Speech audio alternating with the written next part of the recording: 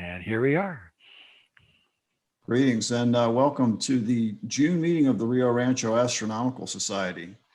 We have still virtual meetings going on. It's going to be virtual this month and also virtual next month, but we're hoping to have an in-person meeting, a regular kind of star party meeting at the observatory perhaps in August. So stay tuned and hopefully we'll get there.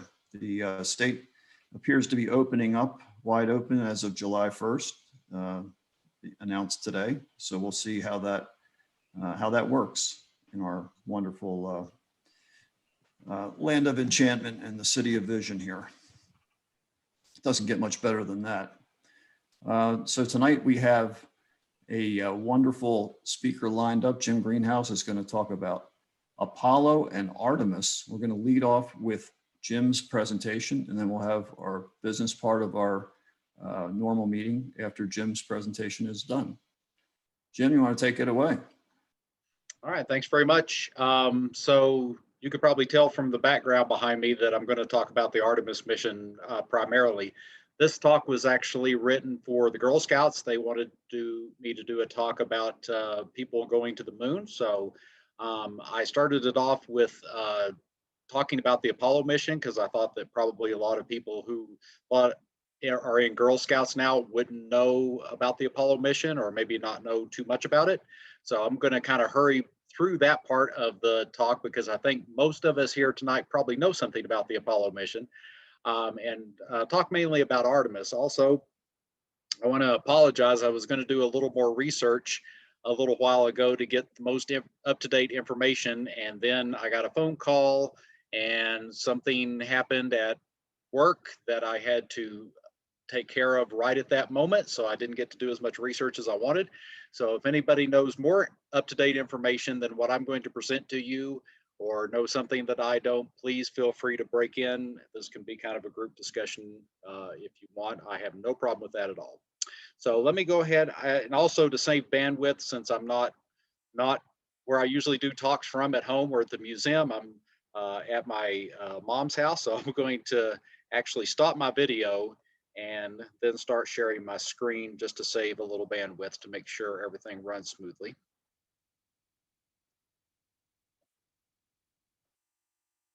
All right, so hopefully everybody can see that. And I sort of alluded to this a minute ago. Full disclosure, I am the Space Science Director at the New Mexico Museum of Natural History and Science. I do not work for NASA. I don't have any relationship to the Artemis mission, but I have a lot of cool slides to show you courtesy of the Artemis mission because some informal science educators, mostly people that work at planetariums, were given some access to Artemis images, including the cool background you saw a little while ago in these slides you're about to see, and some information. So that's where I got all this from the education lead for the Artemis mission. So, and I wanted, like I said, I wanted to do some research to get caught up on the latest information. And so I'll tell you the latest that I have, but even some of the information that's on the Artemis that's available to the Artemis education team is lagging a little behind. So hopefully I'm giving you the most recent information that I can.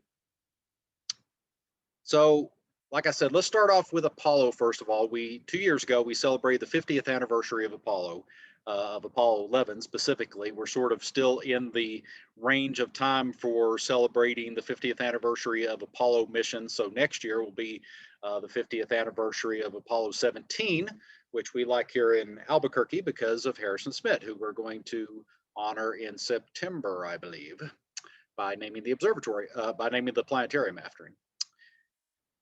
And we'll talk a little bit more about Jack here in a little bit.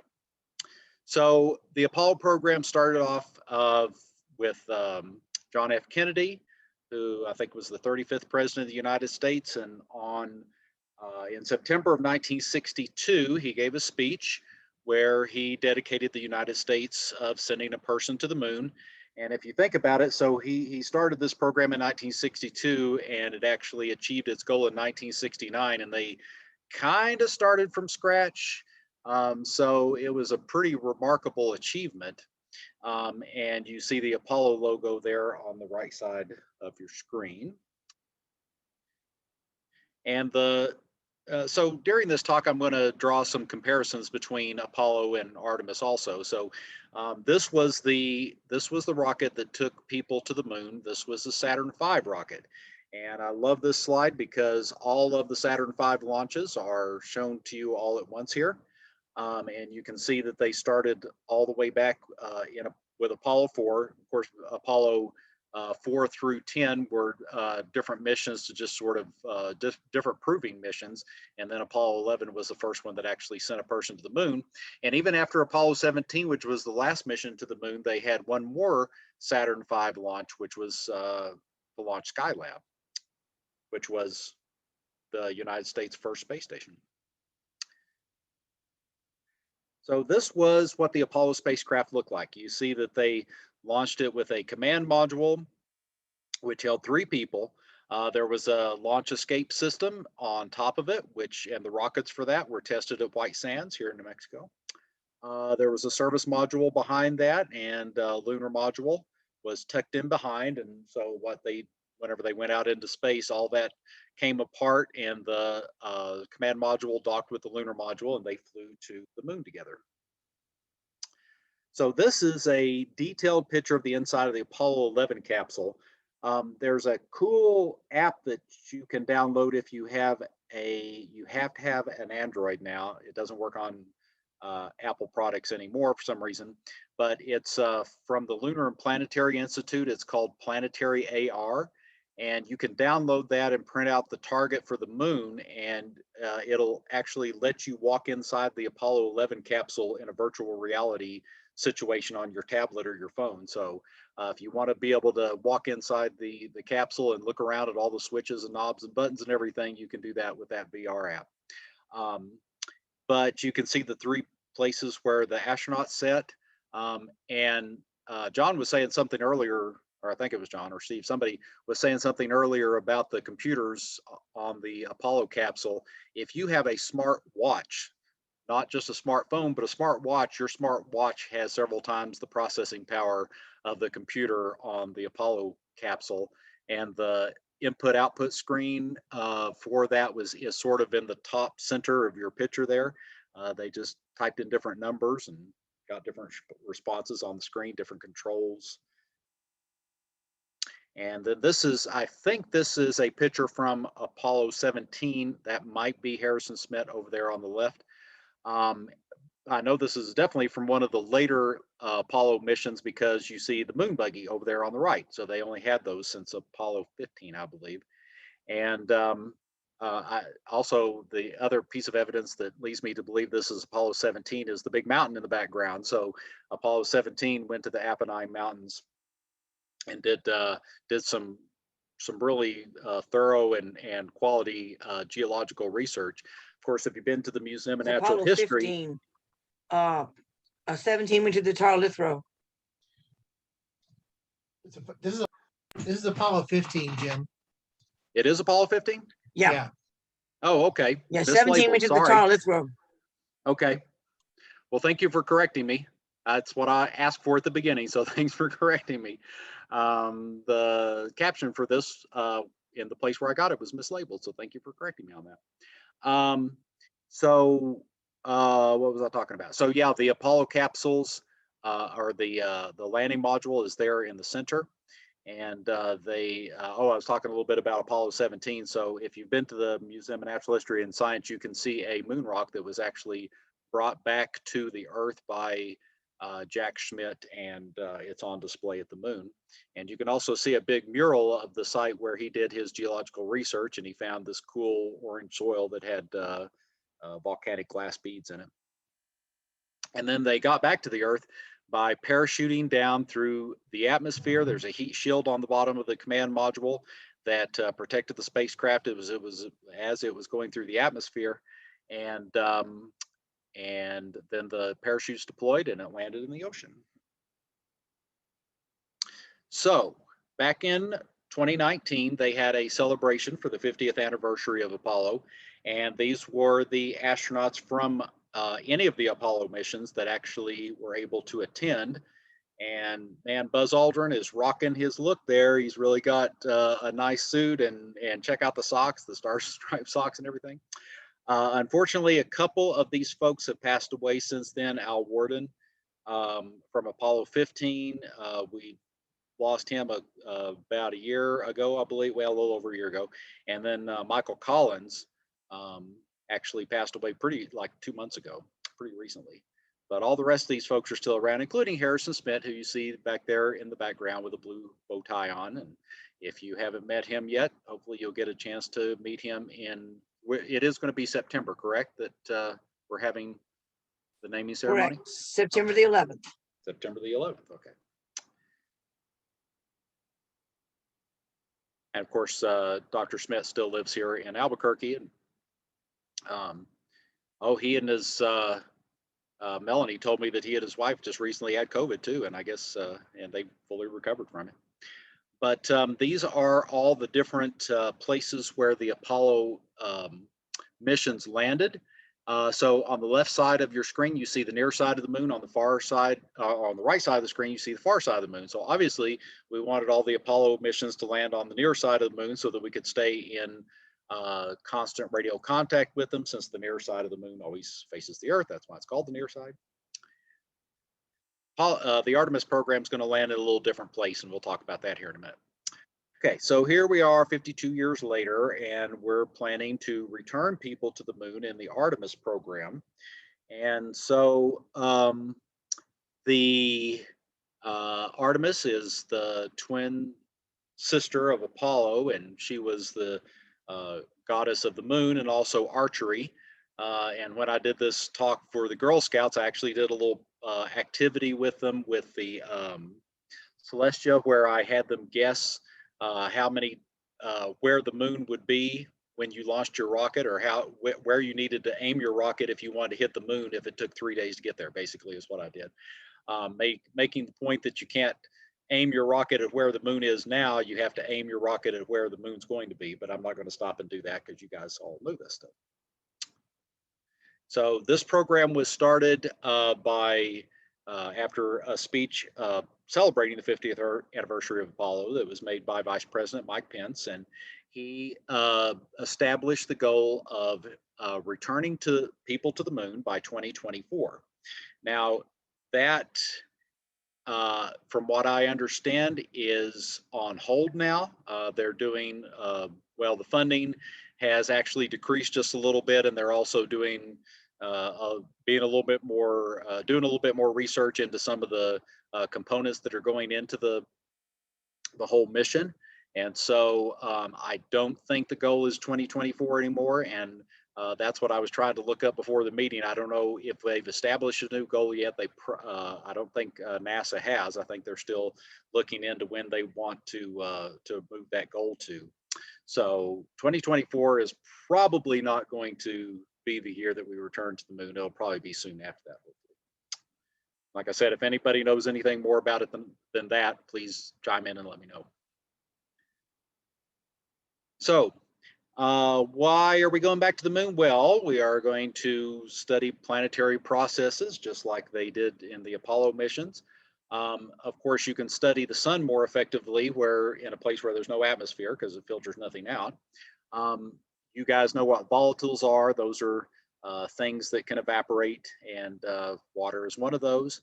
And of course, we want to find out where the moon came from and the history of the Earth-Moon system. And of course, it's a great place to look at the night sky because, again, you don't have an atmosphere to look through. That's also a great place to do radio astronomy because you don't have all that radio noise, or at least not yet. So this is sort of an overview of, again, getting to the lunar surface again, probably a little after 2024. There's actually going to be 3 Artemis missions. LRO, which you see in the upper left-hand corner there, that's already doing research on the moon, or has done some research on the moon. We are getting really close to sending some of these little landers that you see at the bottom of the screen, actually sitting on the surface of the moon. One that is pretty close to being launched is the Volatile Investigation Polar Exploration Rover, or VIPER for short. And then, of course, you know, this is all leading up to the ultimate goal of putting people back on the moon. And I'll tell you why they're sending all these little landers and the Viper rover here in just a little bit. All right, so how are they going to get people to the moon? Of course, we had Saturn V for Apollo. Now we've got the SLS, or which is short for Space Launch System.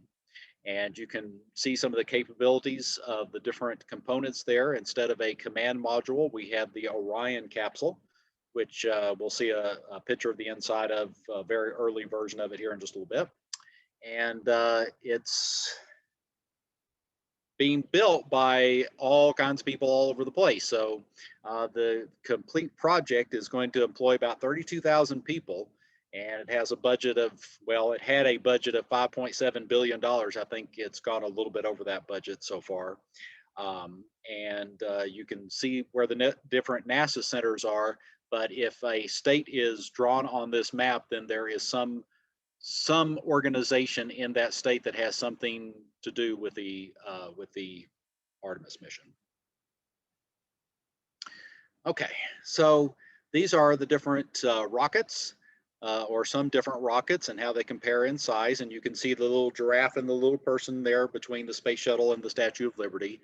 And notice that the SLS Block 2, which is what they'll need to launch to be able to get to the moon, is exactly 1 foot taller than the Saturn V rocket. And I have a hard time believing that's not just ego from some designers' standpoint. But anyway, so SLS is exactly 1 foot taller than Saturn V. And of course, it has the Saturn V had all, I believe, all liquid fueled rockets, and the SLS is going to have those solid rocket motors on the side of it, like the space shuttle had. All right, so does this look familiar? So remember the configuration of the Apollo command module. So this is the configuration of the Orion spacecraft, and you'll see that there's a crew module, not a command module this time, crew module.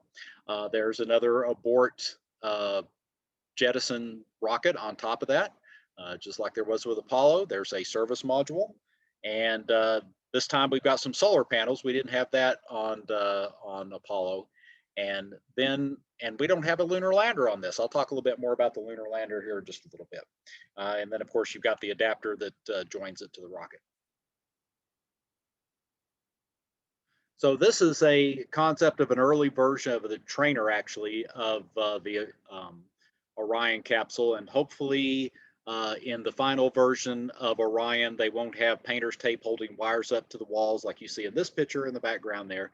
But you can see that there's two astronauts kind of close to us, and then there's two other astronauts below them. So this is going to be a four-person capsule.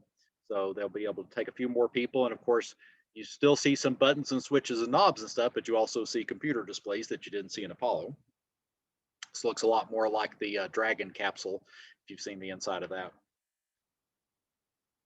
All right, so I told you there was going to be 3 different Artemis missions. So let's run over what each of them is going to do real quick. Artemis 1 is going to be an unmanned mission. It's going to blast off, and it's actually, I think, going to be a pretty cool mission because it's not very often that a rocket is powerful enough to get out of Earth's gravity. And so they're going to take advantage of that. And after the rocket blasts off, on the way to the moon, they're actually going to do some science by launching these little CubeSats. And I'll show you where the CubeSats are going to go in the next slide here in just a little bit. So on the way to the moon, they're going to launch all these little CubeSats all over the place. And then they're going to do a couple of orbits around the moon and then just come right back because they basically just want to check all the navigational equipment and the capabilities of the spacecraft to make sure that it can make it to the moon. So a pretty simple mission, but like I said, they're taking advantage of the distance that they're going away from the Earth to also launch these other missions from these CubeSats. So this is where the CubeSats are going to go. There's one is going to study the sun. There's a few of them that are going to study the moon. One is going to sort of go into a big orbit around the Earth-Moon system. One is actually going to an asteroid, and then you can see that there's some more little experiments that are happening there too. So this is, I think this is a testament to NASA taking full benefit of every opportunity that they have to do some science when they're launching something out in space. All right, then we got Artemis 2. So this is going to be a manned mission. And they're going to blast off, basically do an orbit around the moon and come back. And this time with people inside of the Orion capsule. So they won't be landing on the surface of the moon this time. They'll just be making an orbit. And then we get to the big part, which is Artemis 3. Now, so this is going to also be a mission with a crew on it. So they're going to go to the moon, and this is going to actually be the first mission that's going to land on the moon again. Now, you see this red circle around the moon that says Gateway Orbit. I'm going to talk a little bit more about the Gateway station here in just a little bit. As far as I'm aware, I could be wrong, but as far as I'm aware at this point, the Gateway space station, which is eventually going to be in orbit around the moon, is actually not going to be ready in time to be part of Artemis 3. So they are going to have to figure out some configuration to get the landing module to the moon and meet the Orion capsule and have those perform the mission without the Gateway station. And I'll talk a little bit more about Gateway's orbit in just a little bit, but when you look at this orbit, it's very elliptical and you're thinking, what the heck is going on here? But if you think about it, it makes a lot of sense because it's a lot easier to dock with a station when you don't have to fight the gravity of the moon. So they dock with the station when the station is actually far away from the moon's gravity well, and then this elliptical orbit takes it a lot closer to the moon, which makes it a lot easier to descend to the surface of the moon with whatever kind of descent module that you have.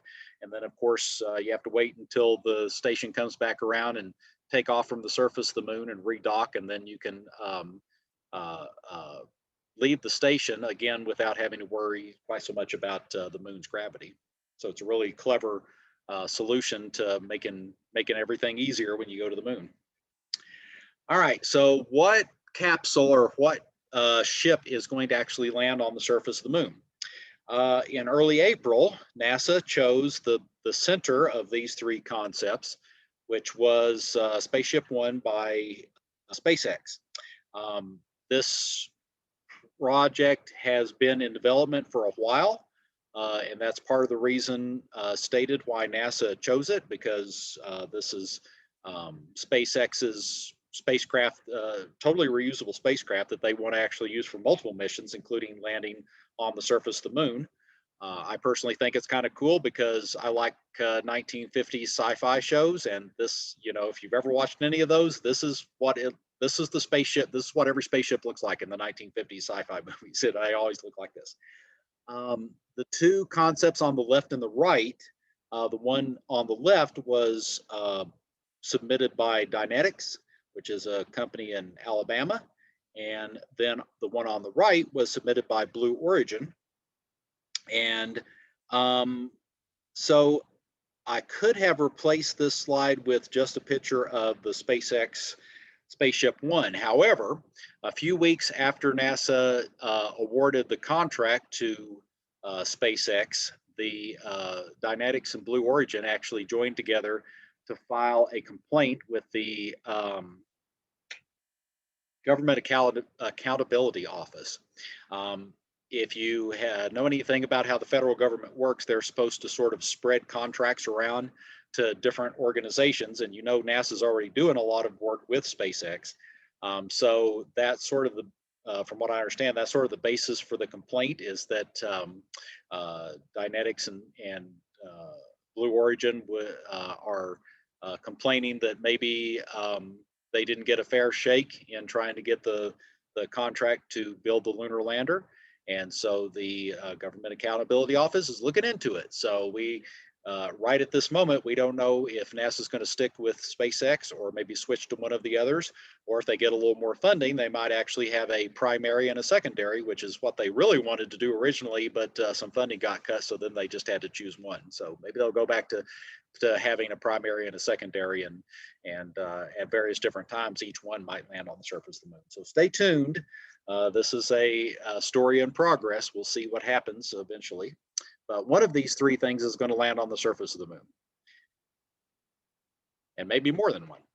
And then of course, just like the Apollo capsule, the Orion capsule is going to splash down in the ocean. And this is a picture of an unmanned Orion test actually splashing down in the ocean and the crew going out and recovering it. So this is going to be the collection of astronauts that are going to return to the moon and do some other missions too. So these are the astronauts of the Artemis mission. And you can actually go to the Artemis program's website, and each one of these astronauts has actually made a little video, and you can watch each of the videos, and you can see the backgrounds of all these 18 individuals. And I don't, as far as I'm aware, I don't know what the assignments of any of these people are going to be yet. So I don't know, who's going to be in the first crew or the second crew or anything like that. But, I'm sure they all hope that eventually they'll get their turn to walk on the surface of the moon. And so whenever I put this talk together for the Girl Scouts, I told them, out of all the thousands of people that applied to be part of the Artemis, one of the Artemis astronauts, they narrowed it down to those 18 people, but you can still be part of the program even if you weren't chosen as an astronaut, because there's, of course, like I said earlier, there's those 32 or so thousand people that are involved, and so you can get jobs in. You can get a job like Larry Crumpler and be a planetary geologist to help study the moon, or you can help train the astronauts, or you can design robots, or you can be an intern, or you can work in flight control, or you can work at the launch pad and carry around a ridiculously large wrench like that guy in the lower right-hand corner. So there's all kinds of things that you can do to be involved in the Artemis program, even if you don't actually get to go to the moon. All right, I mentioned the Gateway Station briefly earlier. So the new way that they want to descend to the surface of the moon is to have the Orion capsule go and dock with the space station that's going to be in that elliptical orbit around the moon. And then two of the astronauts will actually stay on the station and do some research and help the people on the ground stay in contact with the Earth. And then the other two will get in whatever kind of landing craft that they come up with, that they decide upon. And those other two people will be the ones that actually get to visit the surface of the moon. And that's a little bit like Apollo, except you've got two people staying on the station and two people going to the surface of the moon. And of course, since you've got a space station that's far away from the Earth, it's not just going to, be sort of a transfer point to going to the surface of the moon. They're actually going to do a lot of research on that station itself. And they've chosen the contractors for it already. You can see them listed there on the screen, and which components being designed by which manufacturer. And here we go again with SpaceX. They actually have already got the contract for the logistics service module. So this is the little component that's actually going to carry the supplies to the Gateway Station and then leave and take the trash away. So here's sort of the current concept of it. And over on the far right side, you see the Orion capsule. You see some of the station itself. And then that sort of generic looking thing with solar panels on it on the lower center is sort of this concept, this drawing was made before they had any of the concepts for the lunar lander. So that's sort of a generic lunar lander placeholder there. So that SpaceX servicing module is on the upper center. And then you see the power module that you saw that in the earlier slide. And that's actually going to provide the power for the station and also the maneuvering thrusters and components that are needed to keep the station in orbit, in that elliptical orbit that I showed you earlier. And you can see some of the partners that NASA is joining with in order to make this station. And it's the Canadian Space Agency, European Space Agency, the Space Agency in Japan, and guess what? Even Even the Russian Space Agency is contributing to this. Okay, so here's another one of these drawings that sort of shows you what's going to happen after Artemis 3. So they're going to continue to add components to the space station, and what they ultimately want to do is add what now they're thinking is going to be some sort of an inflatable habitat that people will stay in for a prolonged period of time, and that'll be sort of a proving ground to help people train on the long journey to the planet Mars. So that's why you see Mars in the upper right-hand corner there, is because Gateway Station is going to be sort of a training ground for the long journey to Mars. They're going to see if people can survive out in space that long and at that space station, where they can bail out if they need to before they actually start trying to send people to Mars. And then you see a lot of the different components they're going to send to the surface of the moon over time. I think that second from the left there, I think it looks like a riding lawnmower on the moon. I called it the lunar lawnmower or something like that during one of the talks. But it's sort of the updated lunar buggy that you saw in my earlier picture. And then they're going to have some rovers and some stationary landers. And then eventually, when they start sending people to the moon, they're going to have, of course, they want to have a more prolonged presence of people on the moon, and ultimately have a permanent presence on the moon. So let's talk about some of these components. I talked a little bit earlier about the gateway orbit. So you can see, you could have a close lunar orbit, you could have a far away lunar orbit, but they're doing this hybrid halo orbit.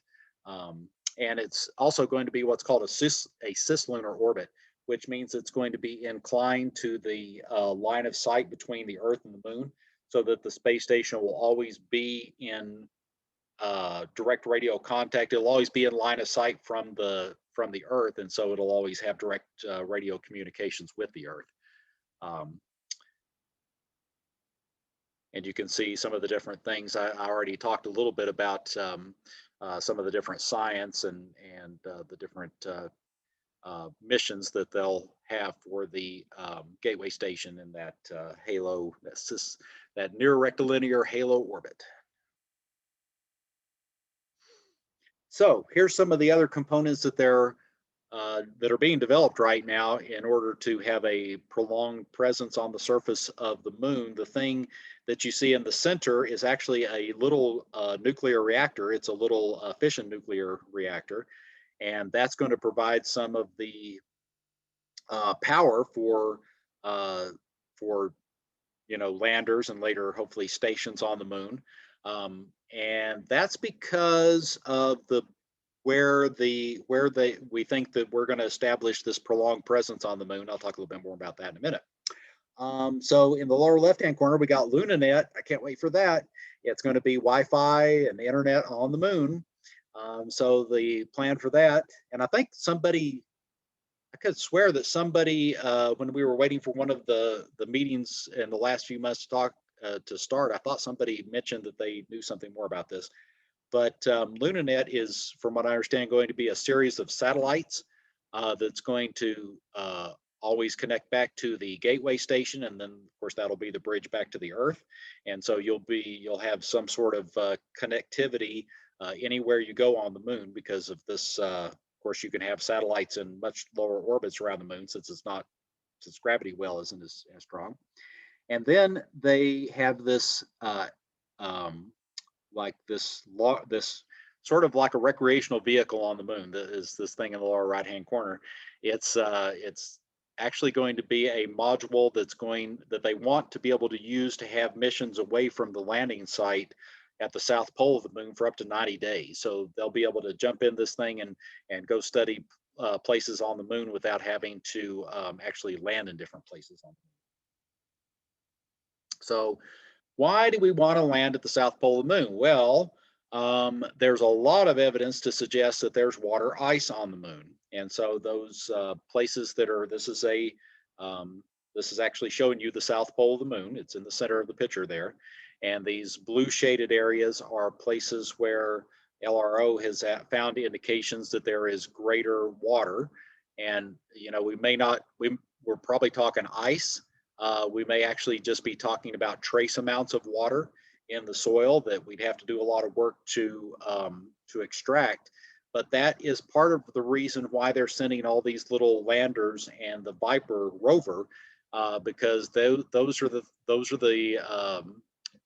little robotic explorers that are going to do the work to actually find out where the water is and what we're going to have to do to get the water be able to use the water. Because of course, not only do people need water to survive on the moon, but of course, if you have water, you can also have oxygen and you can also have rocket fuel. So it's that's going to be a very valuable resource for people living on the moon. So just to give you, so this is the Shackleton crater at the south pole of the moon, just to give you some idea of how big it is. Of course, this slide was made by NASA, so they wanted to overlay it with the freeways around Washington, D.C., just to give you some idea of scale. But you know, it's a pretty big place, and there's a lot of area around it. So the moon's you know, the moon's a big place, so there's a lot of room to explore and a lot of room to expand.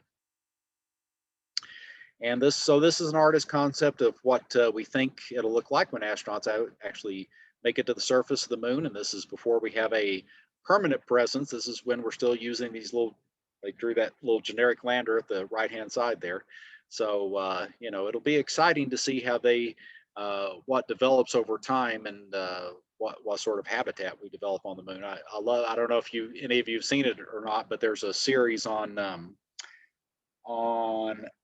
Apple TV called For All Mankind, and it's sort of an alternate timeline show that predicts what might have happened if the Soviet Union made it to the moon first. And basically the premise of the show is that the moon race never ended, and it led to an advance in technology. And it's actually a pretty cool show. And in the scenario of that show, there's actually a permanent moon base. Well, actually both a United States and a Russian moon base by like in the 1980s sometime. So of course we want to, we're working in low Earth orbit now with the International Space Station. It only takes 3 hours to get there, depending on how you get there. And you have to go 17,500 miles per hour. It's only about 250 miles up.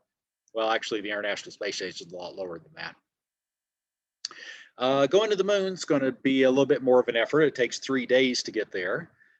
You have to travel considerably faster because it's considerably farther away. But the ultimate goal is that we want to not just return to the moon, but Mars, but we actually want to send people to Mars. And as I mentioned earlier, that's a considerably longer endeavor. It takes it takes anywhere from 7 to 9 months, depending upon how fast you go and what your trajectory is. And you get to go a little bit faster with the technology that we have now because it's a whole lot farther away. And this is what the concept drawing of what it might look like if people are working on the surface of Mars someday. And you see that, of course, we know that Mars is the only planet completely inhabited by robots currently, because we've sent so many little rovers and landers and everything there that's doing all this research in preparation for sending people to Mars. And of course, anything could happen in the next few decades, but right now NASA is planning for some time around the early 2040s, maybe sending people to Mars. But like I said, a lot can happen between now and then, so we'll just see how that pans out. And then someday somebody is going to get to stand on the surface of Mars and look back at the Earth. This is an actual picture of the Earth from the Curiosity rover that was taken. And you can see it looks like a little dot in the sky, just like 5 of the planets in our solar system look like little dots in the sky from the Earth. So hopefully we'll get to see this, somebody will get to see this for real with their own eyes someday in the far future. So that's the end of my talk. Melanie's bored because she just yawned. And so I'm gonna stop and see if anybody has any questions or if you have anything to add to what I talked about already. Thank you, Jim. That was really interesting. One question I have is the Lunar Gateway. I've heard, a variety of opinions on how useful the gateway is actually going to be. I know the president of the Mars Society is adamantly against it. He thinks it's a total waste of time, money, and effort. Why don't we, if we're going to go to the moon, let's just go right to the moon. Let's don't have a gateway station there. Let's just go right straight down.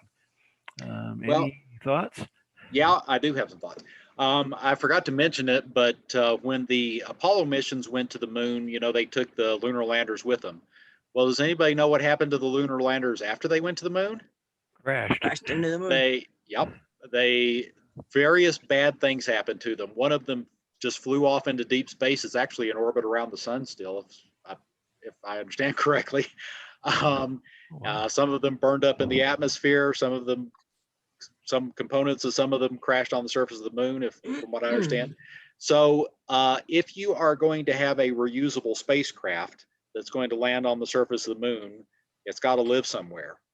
Now, I suppose it could just live in orbit around the moon all by itself without a space station. That I don't think any of the lunar landers that any of the different companies have designed are currently equipped to do that, because right now they're all designed just to like leave a place and then land on the surface of something and then go back to that place, not just kind of hang around in space in orbits all by themselves. So I'm not even sure if that's possible or not. Plus which, if you're going to send all four people to the moon, I mean, I guess they could just stay in the crew module like the Apollo, like one of the Apollo members had to do on each mission, stay in the command module. But their time would be a lot better spent, and it would be a lot better use of their time, and possibly a money maker if they could do some research on a station that is that far away from any of the problems that you've got being close to the Earth, like gravity and radio signals and anything else you can think of. So it could. I can think of a lot of reasons for having a space station. It is going to be expensive, but I think it's going to be a benefit in the long run, and also make getting to the surface, because like I said, it's not just a means to get to the surface of the moon. They're going to use it for a lot of other things too, which I think will be useful in the future. And then, I also mentioned that they're going to use it as a proving ground for these long duration trips to Mars. And, it's a little harder to do that in orbit around the Earth when you've got when you've got the protection from the Earth's radiation. They want to do this at the moon because you don't have the protection from the sun's radiation when you go out to the moon's orbit. You don't have the magnetosphere. Yeah. You don't have the magnetosphere, and so you really get to, whenever you're out as far as the moon, you really get to experience what it's like to be out in interplanetary space, which you can't really do when you're in orbit around the Earth. So I can think of a lot of reasons, but yeah, you're right. It is also going to be expensive, and it's going to be, and it's expense and complication are part of the reason why it's not going to be part of the very early Artemis missions, because they're still trying to get it right. They're still doing the research into it. Thanks, Jim. Jim, in the slide with the three destinations, the low Earth orbit and those things, what were the temperatures on there? Re-entry temps. That's what I was wondering. Yeah, those are re-entries. Yeah. You're really screaming along when you return from Mars. Yes. Because you don't want to dilly-dally when you're going to Mars. It actually took I think it took Perseverance 8 months to get there, so it was going a little faster. So of course, if you have to balance the speed you go with how fast you want to decelerate when you get to where you're going. And we probably don't want to make the astronauts decelerate quite as quickly as the Perseverance machine did. And so, it probably is going to take a month or so longer to get there. So yeah, that's definitely something you got to keep in mind.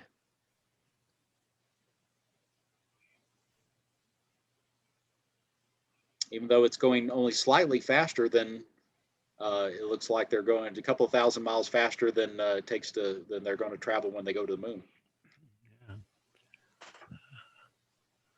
guess an exponential increase. And of course, when they go there, they're going to accelerate for a while, and then they'll probably turn around and decelerate for a while. Has anybody else besides me seen For All Mankind on Apple TV? I haven't. Okay. Of course, I don't have Apple TV. I guess I should get it. Bless you, Melanie. The first season was free a few months ago. I don't know if it still is or not. It was one of those things where, right after the lockdown, they were different organizations were trying to do things to keep people from going stir crazy. So they made, various different things free or reduce cost or whatever. And so that was one of the things you could watch was For All Mankind. So I watched the first season before I actually had Apple TV, and then I bought an Apple device and got Apple TV for free. So I watched the second season. All right. Yes, I understand alcohol sales have gone through the roof over this last year. Yeah, I bet they have. Any other questions or anything? Does anybody know anything more about any updates on Artemis that I didn't mention or don't know about or whatever? Everything that we can find is either on Wikipedia or just plain Google. Yeah. There's nothing- So yeah, I went to the Artemis website and there's a lot on there about the Artemis Accords. So back in the middle 1960s, there was a treaty, the Outer Space Treaty was established, and it was sort of rules for engagement from different countries about, helping out your fellow astronauts, and you can't claim property on other planets or moons or whatever is yours necessarily. But anyway, there's an update to that called the Artemis Accords. So NASA is running around to different countries and having them sign the Artemis Accords, which is sort of an update to the Outer Space Treaty. So you can read more about that on their website. That was the latest that I saw is various different countries signing the Artemis Accords.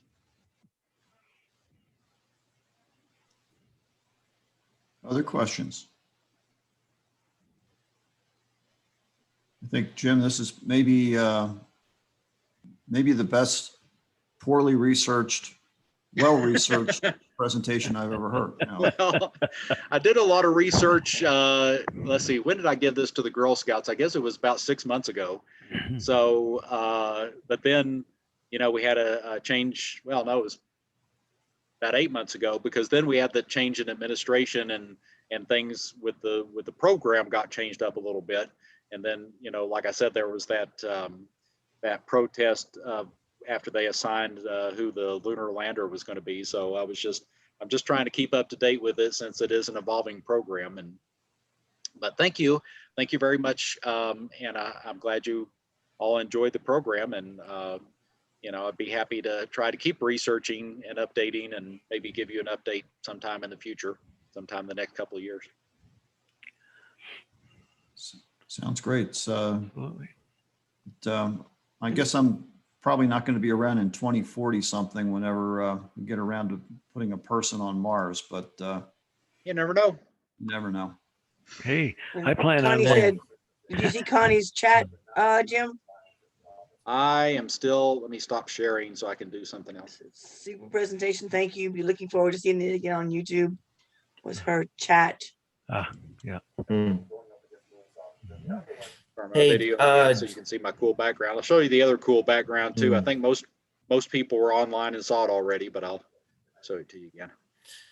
Hey, Jim, I don't know how to virtually raise my hand, but is the Space Force in any degree involved with some of these future lunar missions? Not that I am aware of. Okay. And I kind of hope they don't have to be.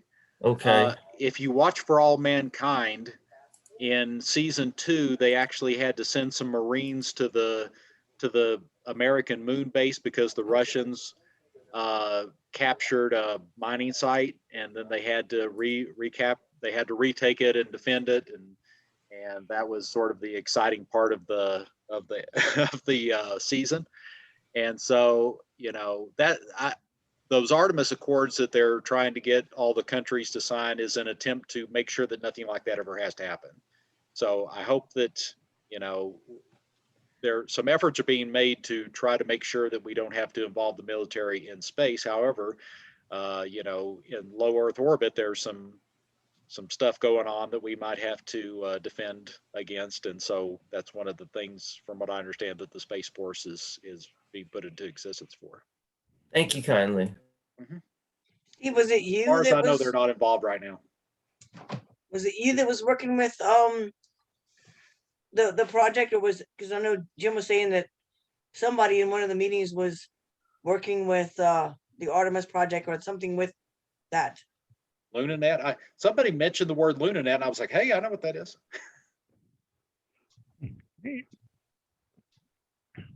And they caught me so off guard, and then they left the meeting, and I didn't get a chance to see who it was. It must be somebody from Baton Rouge.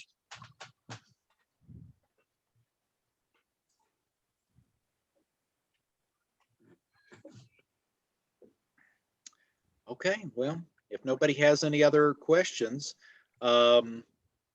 feel free to, I should have put my email address in one of the slides, but I forgot. If you want to email me at the museum, my email address is jim.greenhouse, jim.greenhouse @state.nm.us, just like every other state employee. So feel free to shoot me an email if you find out anything about Artemis that you want me to be aware of and include in future talks, or if you have any questions about anything else related to astronomy, I'd be happy to try to answer it for you. And it's at state, not dot. Sorry. Say what? Jim.greenhouse @state.nm.us. I put the I could put that in the chat. That would be smart. Did you put it in I'm the chat? doing put it in the right. chat. Oh, it's almost right. yeah. Put an @ after greenhouse. There you Shoot. I'm typing sideways. go. You'll get it. Third time's a charm. There you go. But There. All right. Well, And I hope you all have a good meeting, but if you don't mind, I'm going to get back to my vacation. Especially since Thanks, it got Jim. interrupted Thank you, before Jim. this in a way that I didn't anticipate. much this was more fun. appreciated. Yes. All right. Thank you all very much for inviting me. Thanks, Jim. Take See you in a care. few. Safe trip back. All right, Bye, thank Mom. you. Oh, she said bye. She, Cool. And poof, away she went. I know. She's still there. No, she's still there. Yes. So we can't talk bad about him till she goes away. No, kidding. kidding. All right, so I've got some dates coming up. July the 16th is our next meeting. Our guest speaker is going to be Laurie Wells, one of our members who is not here today, so we can talk about her for a minute. I know I don't know what she's going to be talking about particularly. She's got, you know, quite a bit of knowledge, and so I don't know exactly what it is, but we'll get out the press release here. They're not in town. They're moving their daughter from one state across the country to another state, so they're kind of busy tonight. Then August the 13th is our next meeting. I don't have anybody lined up for that one, but that will be our first in-person meeting at the observatory again. So that's going to be cool. We should have somebody kind of fun to pay out and do that. I need to figure out if there's a way to do a recording of the meeting while it's going on, so that way we can put it on YouTube, you know, and that way just upload it after the meeting is done, because we don't have a Wi-Fi set up at the observatory, and right now at this point, so we can't stream it, but we can at least record it and then put it on YouTube. And then another thing we've got coming up, September the 11th is our fundraiser. So we've got that it was going to be here for, sooner than we know it. Benches are paid for, the table is paid for, benches are back on the ground. The table is still at the company that coded it. We've got a Girl Scout outreach that Jim and I are going to be working on with they bought these telescopes, and this little pin right here is probably about the size of the telescope, but it's okay, we won't talk about it. It's like, you gotta show them how to put it all together and how to use it and stuff like that. And then the 23rd is full moon. So I thought, you know what, at least it'll give them something to find, because it's easier to find a big full moon than it would be to find something else. So if you're working on a telescope for the very first time, might be kind of an easier way to find something big and bright like that. What I do need to ask about though is August the 22nd, they had done back in February, Dave Heil with Mayor Sunday's Fun Day, which we've done pretty much every year for a long time. They were going to do Mayor Sunday's Fun Day as a drive-by, kind of almost not virtual so much, but just drive by and hand out stuff. And I thought that's just ridiculous. We can't do drive-by telescopes. We could hand out a flyer, but drive-by telescopes just doesn't work. But now they are, since we are opening back up again, they sent out an email this afternoon asking for people to register for a booth on August 22nd. It's over at Haynes Park again. And there's usually several thousand people that go through and look at the sun and pick up flyers and talk about space. And it's it's kind of a cool thing. We need to figure out, if it's something it's going to be hot, hot as blazes as usual. But we have an easy up that we bring and we lots of water, and they usually sell Italian ice and, fun things to be able to go and keep you from completely melting. But I'm okay with, registering for a table again. Since we're a nonprofit, it doesn't cost us anything. We just need to go make sure that we have safe viewing for telescopes at that point. But hopefully by then we should have, if people want, we can maybe have little pieces of plexiglass if people want to, cover their eyes or something like that before they look at a telescope. What do you guys think about Sunday's Fun Day? Sounds like a long-standing thing that RAS has participated in. So it would seem to make sense to participate. And Dave Heil is now one of our county commissioners, Sandoval County Commissioner. And he put this together a long time ago. It used to be over at Rio Rancho High School because it was so little. And now it's so big. It covers all of the grassy area at Haynes Park. I think we should participate at some level. I don't know, if there's going to be any issue with people looking through eyepieces, but you can also do a setup where you project the sun, perhaps. Maybe somebody has that kind of a setup available. We have the club actually owns a camera, and I need to figure out how well it looks with the sun, because sometimes the sun kind of burns out the CCD on it. So I want to see how it works. Maybe it'll work with our H alpha filter, and won't be quite as bright. And I'm thinking of like the setup Jim Kay has, for example, at TESS with where he projects the sun onto a white background and through his telescope. Relatively, easy to get a bunch of people to look at the sun that way without having to worry about putting your eye on an eyepiece or something like that. And the other option too is something we've been exploring is electronically aided astronomy, where you can have a DSLR hooked up to your telescope. In fact, I've been working on that now too. And you can display whatever the scope is looking at on a PC screen or whatever. So Problem with a lot of that is that we don't have power.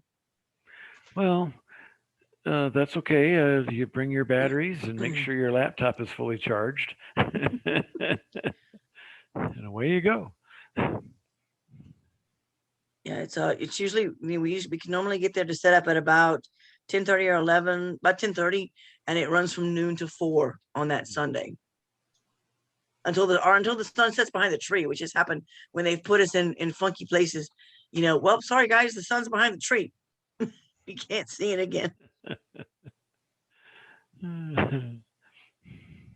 Okay, so I'll go ahead and register us for the event, and then if I can get people to help me. What day is that again, Melanie? It's Sunday, August the 22nd, and it's Sunday. not quite a month before our fundraiser, so it's perfect timing to advertise the fundraiser. It's after our August meeting, which is fine, but it's before the fundraiser, which, you know, Maybe kinda we can helpful. sell eclipse glasses at this one too. They were a hot sell the last time. yeah, I don't think it's gonna be quite as, yeah, that was a couple times ago. I don't think it's gonna be quite as exciting as it was back then.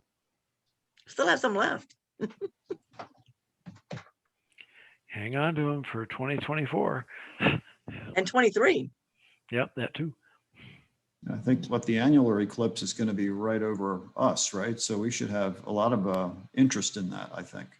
Yeah, it's gonna go over the observatory. Oh, neat. So Melanie, do you want to say anything about the status of the observatory? I know not everybody necessarily was around prior to 7:30 here. Hang on, let me find some Kleenex first. It's we were looking at it. We've been working on it for almost 2 months now, I guess. At least it's been almost every Saturday, and we've been skipping a few Saturdays, but we've been out there trying to get it, buttoned up and tightened up. And I didn't want to open up the west wall until we had somebody that had some carpentry experience with them, and we did it Saturday before last, and we could tell the wall was kind of bowed out over the door, and there is severe water damage over the door. The building was framed by Boy Scouts, and the roof was framed by professionals. So the Boy Scouts, when they framed the building, it's not quite square, and the professionals, the roof is square. So when we figured out the roof, when it wasn't tracking right, and so we had this Teflon stuff, and when it was rolling off the roof would shimmy as it would go along and bind up. And we had a couple of times that the roof actually got stuck, and we had to winch it back on. Thank God Jim Messick was there with his Jeep. We were able to winch it back onto the building, back over the dome, over the room. And so we put some metal down, with one of them has there's wheels. One wheel has a groove, and there's a corresponding groove in the metal track. And then there's a flat wheel and a flat piece of metal. And so whenever we did that, it pulled the roof to straight, going back and forth, so it doesn't bind up anymore. But as it does that, it doesn't sit square on top of the building. And so the rain has come down. There's no overhang on the roof because, we were trying to save weight. I guess that's how I went and designed the roof, was trying to save some weight with no overhang. And the water comes down the side and goes straight into the building. And so the cladding on the outside is messed up, and so is the stuff on the inside. So we're going to have to come down probably a little bit below the door on either side, and not quite 4 feet on either side of the doors, to be able to take off all of the destroyed pieces of the observatory and put it all back together again. Rick's gonna be there tomorrow if I give him enough donuts and coffee. Darren and I will be there, and just what we'll do tomorrow, we're gonna get there around 7 o'clock. And so if you feel like helping us take the building to pieces, between we can only go down, we only need to go down just a little bit on either side of the door, from the top of the building and on either side of the door. We need to paint the support of the roof again. We were kind of sanding it and getting it taken care of because there's water damage on it too, but it's not as bad. So Winton, the architect, thinks that we can just stand it down and paint it for now, and then we can change that as well, because it was, again, we were building something that had never been built before. So we were still learning stuff. Winton designed, we got some more of the little mustachy stuff that kind of keeps the dust out of the building, putting that on there. And then Winton actually bent some sheet metal to be able to come, instead of making a gutter on the side, it actually comes off the building and will direct the water away from the building now after we get it all straightened out and cleaned up. We did not get the black stuff yet. Then we do all that tomorrow. Okay. I mean, the mustache. Mhm. Okay, now we're gonna get that. So, we just, hopefully this will be the last day until we start getting it ready for September the 11th. Just kind of getting it all cleaned up again. But if you guys you know, wanna, I think I'm just gonna bring a sleeping bag and just kind of sleep there for a while, because it has been almost an every Saturday thing for quite a while now. It's like, and getting tired of being there almost every Saturday. It'd be nice to get it finished up. Connie Peterson from the city is actually going to purchase the supplies to do the wood stuff, because wood right now is not cheap. And we got a little bit of the supplies already when we thought all that was messed up was the outer cladding of the building. And yeah, no, it's there's Rick, you want to talk about it? I think there's like 3 layers of wood inside there. Rick, you're on mute.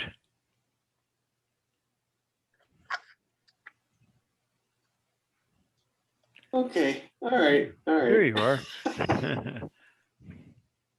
That's just too funny. There's a couple, like 3 different 2x6s that need to be replaced. We need to take that metal rail off first. Obviously, we're gonna take everything out and then take the metal rail off and replace those 3 2x6s. And once we do that, it should be fine. We are going to open it up about 2 foot, 3 foot down from the top. We're going to take that piece off of the T111, the outside, what'd you call it? Cladding? Yeah. Let's see. Okay. The T111 siding is going to come down. We're going to take some of that off, probably get a piece of Z trim to go underneath that and kick the water back out in case something gets behind it. But yeah, it shouldn't be too bad. We'll see. It doesn't look like it's going to be major construction, but it's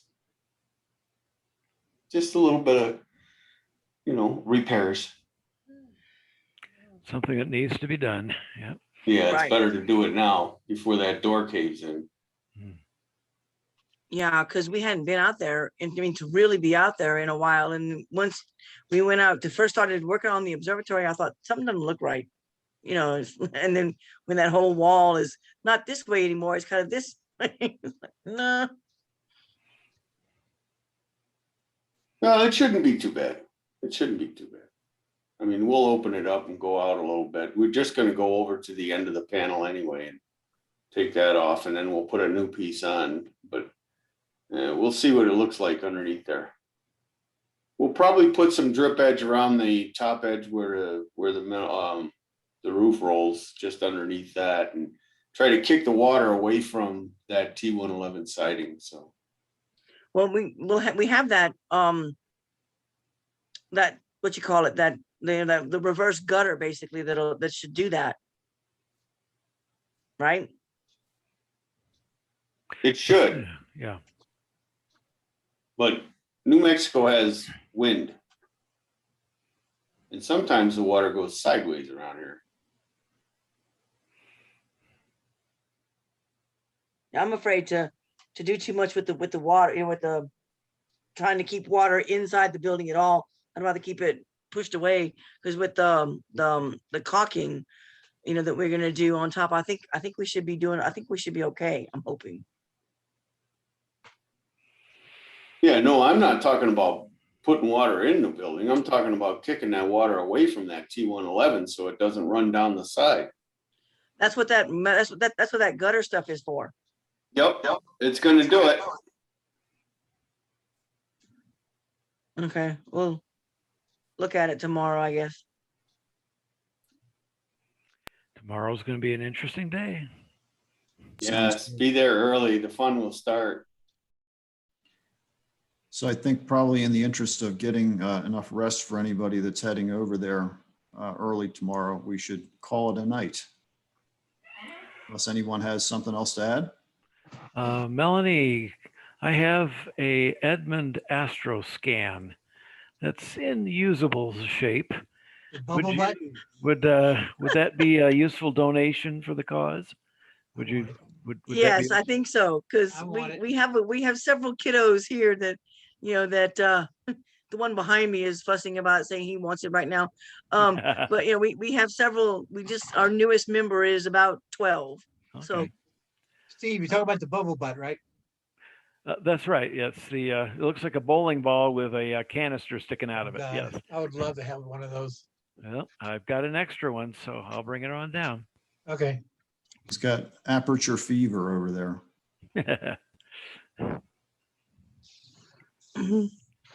Okay. All So, righty, guys. Cool. Anything else? Are we ready to stop recording? Yes. Yep. We are ready. In that case, 5, 4, 3,